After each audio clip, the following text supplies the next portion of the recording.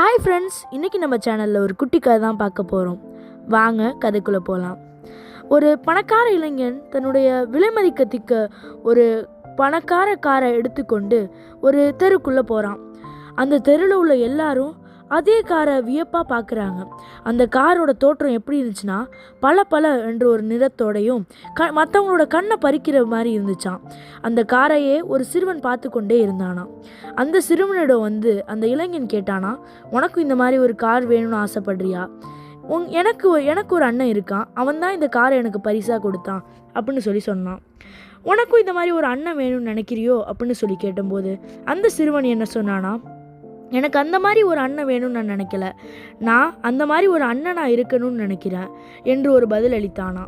இந்த பதிலேருந்து நம்மளுக்கு என்ன புரிய வருதுன்னா, என்றைக்குமே நம்ம வாழ்க்கையில் ஒரு உயர்ந்த எண்ணத்தோடு தான் இருக்கணும். அந்த உயர்ந்த எண்ணம் நம்மளை உயர்ந்த இடத்துக்கு அழைச்சிட்டு போகும். நன்றி, வணக்கம்.